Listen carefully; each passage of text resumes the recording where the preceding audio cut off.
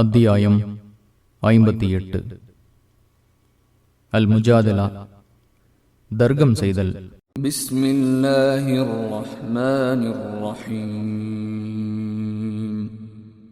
قد سمع الله قول التي تجادلك في زوجها وتشتكي إلى الله والله يسمع تحاوركما إن الله سميع بصير. தனது கணவர் பற்றி உம்மிடம் தர்க்கம் செய்து அல்லாஹ்விடம் முறையிட்டவளின் சொல்லை அல்லாஹ் செவியுற்றான். உங்கள் இருவரின் வாதத்தை அல்லாஹ் செவியுறுகிறான். அல்லாஹ் செவியுறுபவன், பார்ப்பவன். الذين يظاهرون منكم من نسائهم ما هن أمهاتهم إن أمهاتهم إلا اللائي ولدنهم وإنهم ليقولون منكرا من القول وزورا وإن الله لعفو غفور. உங்களில் தமது மனைவியரை கோபத்தில் தாய் என கூறுவோருக்கு அவர்கள் தாயாக இல்லை. அவர்களை பெற்றவர்கள் தவிர மற்றவர் அவர்களின் தாய்களாக முடியாது. வெறுக்கத்தக்க சொல்லையும் பொய்யையும் அவர்கள் கூறுகின்றனர். அல்லாஹ் குற்றங்களை அலட்சியம் செய்பவன், மன்னிப்பவன். والذين يظاهرون من نسائهم ثم يعودون لما قالوا فتحرير رقبة من قبل أن يتماسا ذلكم توعظون به والله بما تعملون خبير. தமது மனைவியரை கோபத்தில் தாய் என கூறிவிட்டு தாம் கூறியதை திரும்பப் பெறுகிறவர் ஒருவரை ஒருவர் தீண்டுவதற்கு முன் ஓர் அடிமையை விடுதலை செய்ய வேண்டும். இதுவே உங்களுக்கு கூறப்படும் அறிவுரை. நீங்கள் செய்வதை அல்லாஹ் நன்கறிந்தவன். فمن لم يجد فصيام شهرين متتابعين من قبل أن يتماسا فمن لم يستطع فإطعام 60 مسكينا ذلك لتؤمنوا بالله ورسوله وتلك حدود الله وَلِلْكَافِرِينَ عَذَابٌ أَلِيمٌ. அடிமை கிடைக்காதவர் ஒருவரை ஒருவர் தீண்டுவதற்கு முன் தொடர்ந்து 2 மாதங்கள் நோன்பு நோக்க வேண்டும். யாருக்கு சக்தி இல்லையோ அவர் 60 ஏழைகளுக்கு உணவளிக்க வேண்டும். இது அல்லாஹுவையும் அவனது தூதரையும் நீங்கள் நம்புவதற்கு ஏற்றது. இவை அல்லாஹுவின் வரம்புகள். அவனை மறுப்பவருக்கு துன்புறுத்தும் வேதனை இருக்கிறது. إن الذين يحادون الله ورسوله كبتوا كما كبت الذين من قبلهم وقد أنزلنا آيات بينات وللكافرين عذاب مهين. அல்லாஹுக்கும் அவனது தூதருக்கும் மாறு செய்வோர் இவர்களுக்கு முன் சென்றோர் இழிவுபடுத்தப்பட்டது போல் இழிவுபடுத்தப்படுவார்கள். தெளிவான சான்றுகளை அருளியுள்ளோம். நம்மை மறுப்போருக்கு இழிவு தரும் வேதனை இருக்கிறது. يَوْمَ يَبْعَثُهُمُ اللَّهُ جَمِيعًا فَيُنَبِّئُهُم بِمَا عَمِلُوا أَحْصَاهُ اللَّهُ وَنَسُوهُ وَاللَّهُ عَلَى كُلِّ شَيْءٍ شَهِيدٌ. அவர்கள் அனைவரையும் அல்லாஹ் உயிர்ப்பிக்கும் நாளில் அவர்கள் செய்ததை அப்போது அவர்களுக்கு அறிவிப்பான். அதை அல்லாஹ் கணக்கிட்டு வைத்துள்ளான். அவர்கள் அதை மறந்துவிட்டனர். அல்லாஹ் ஒவ்வொரு பொருளையும் பார்ப்பவன். அலம் தர அன்னல்லாஹ யஅலமு மா ஃபிஸ் ஸமாவாதி வ மா ஃபில் அர்த் ما يكون من نجوى ثلاثة إلا هو رابعهم ولا خمسة إلا هو سادسهم ولا أدنى من ذلك ولا أكثر إلا هو معهم أينما كانوا ثم ينبئهم بما عملوا يوم القيامة إن الله بكل شيء عليم. வானங்களில் உள்ளவற்றையும் பூமியில் உள்ளவற்றையும் அல்லாஹ் அறிவான் என்பதை நீர் அறியவில்லையா? மூவரின் ரகசியத்தில் அவன் நான்காமவனாக இல்லாமல் இல்லை, ஐவரில் அவன் ஆறாமவனாக இல்லாமல் இல்லை. இதைவிட குறைவாகவோ அதிகமாகவோ இருந்தாலும் அவர்கள் எங்கே இருந்தாலும் அவர்களுடன் அவன் இல்லாமல் இருப்பதில்லை. பின்னர் கியாமத் நாளில் அவர்கள் செய்ததை அவர்களுக்கு அவன் அறிவிப்பான். அல்லாஹ் ஒவ்வொரு பொருளையும் அறிந்தவன். ألم تر إلى الذين نهوا عن النجوى ثم يعودون لما نهوا عنه ويتناجون بالإثم والعدوان ومعصية الرسول وإذا جاءوك حيوك بما لم يحيك به الله ويقولون في أنفسهم لولا يعذبنا الله بما نقول حسبهم جهنم يصلونها فبئس المصير. ரகசியம் பேசுவதை விட்டும் தடுக்கப்பட்டோரை நீர் அறியவில்லையா? பின்னர் எதை விட்டும் தடுக்கப்பட்டார்களோ அதை மீண்டும் செய்கின்றனர். பாவம், வரம்பு மீறுதல், தூதருக்கு மாறு செய்தல் ஆகியவற்றை ரகசியமாக பேசுகின்றனர். முஹம்மதே, அவர்கள் உம்மிடம் வரும்போது அல்லாஹ் எதை உமக்கு வாழ்த்தாக ஆக்கவில்லையோ அதை உமக்கு வாழ்த்தாக கூறுகின்றனர். நாம் கூறுவதற்காக அல்லாஹ் நம்மை தண்டிக்காமல் இருக்க வேண்டுமே என்று தமக்குள் கூறிக்கொள்கின்றனர். அவர்களுக்கு நரகமே போதுமானது, அதில் அவர்கள் கருகுவார்கள். அது கெட்ட தங்குமிடம்.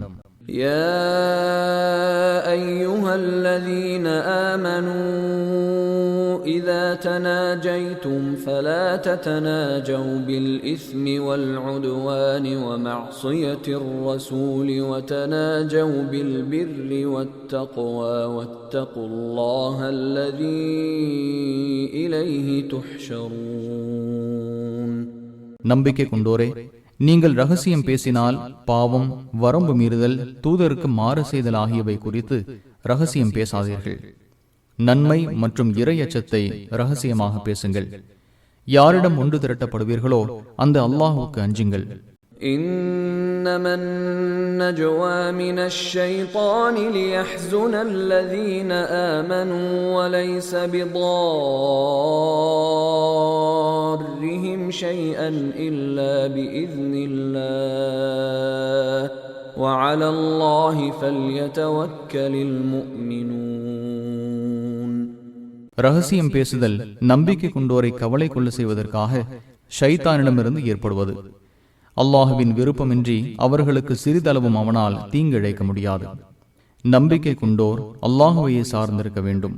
யா அய்யுஹல்லதீன ஆமனூ இதா கீல லகும் தஃபஸ்ஸஹூ ஃபில் மஜாலிஸி ஃபஃப்ஸஹூ யஃப்ஸஹில்லாஹு லகும் وَإِذَا قِيلَ انشُزُوا فَانشُزُوا يَرْفَعِ اللَّهُ الَّذِينَ آمَنُوا مِنكُمْ وَالَّذِينَ أُوتُوا الْعِلْمَ دَرَجَاتٍ وَاللَّهُ بِمَا تَعْمَلُونَ خَبِيرٌ. நம்பிக்கை கொண்டோரே, சபைகளில் பிறருக்கு இடமளியுங்கள் என்று உங்களிடம் கூறப்பட்டால் இடமளியுங்கள். அல்லாஹ் உங்களுக்கு இடமளிப்பான். எழுந்து விடுங்கள் என கூறப்பட்டால் எழுந்து விடுங்கள்.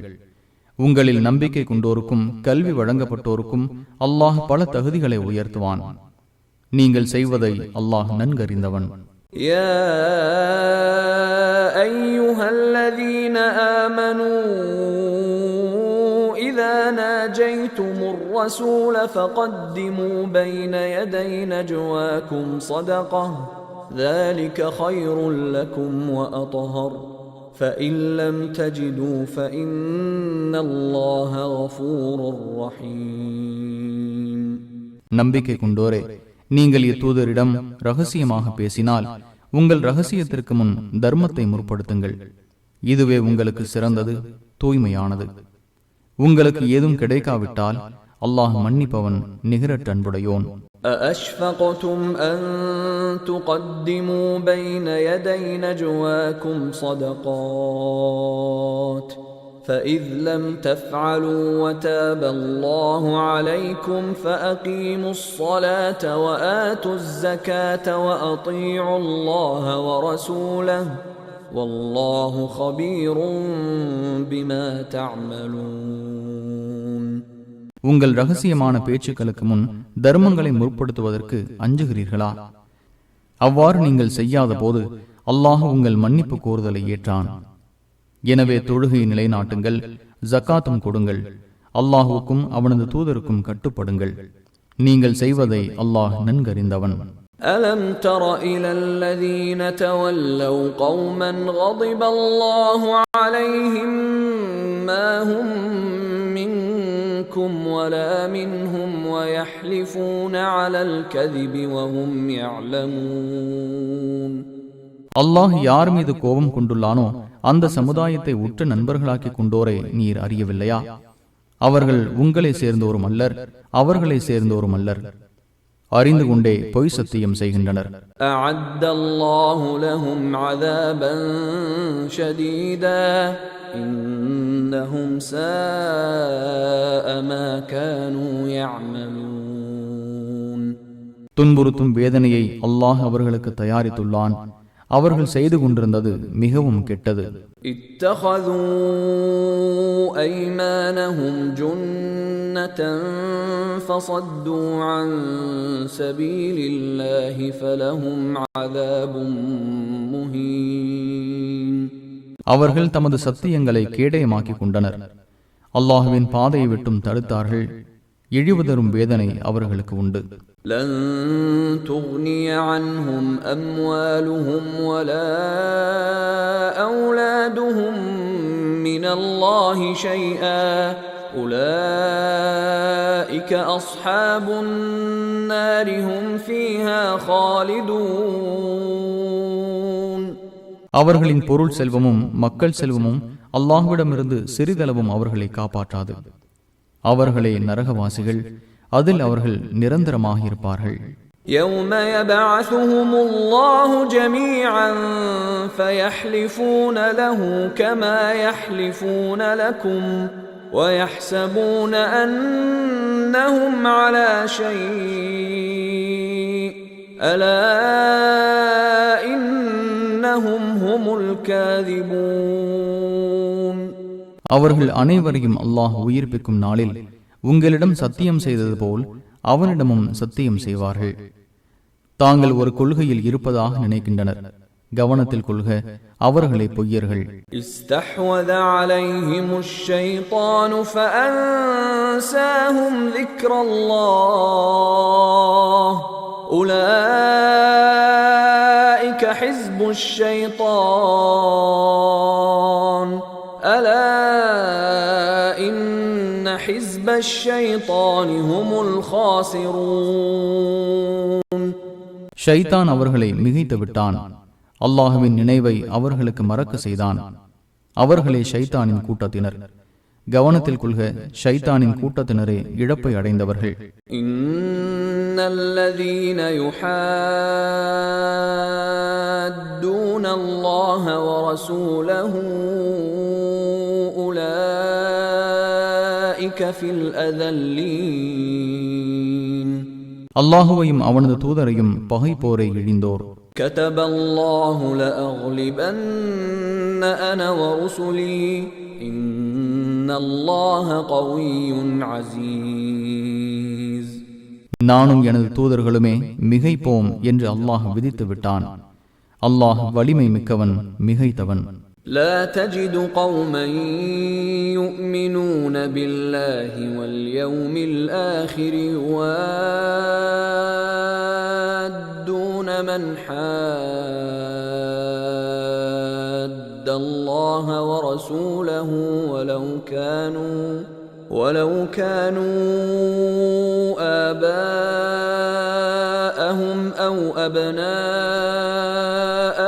أو إخوانهم أو عشيرتهم أولئك كتب في قلوبهم الإيمان وأيدهم بروح منه ويدخلهم جنات تجري من تحتها الأنهار خالدين فيها رضي الله عنهم ورضوا عنه أولئك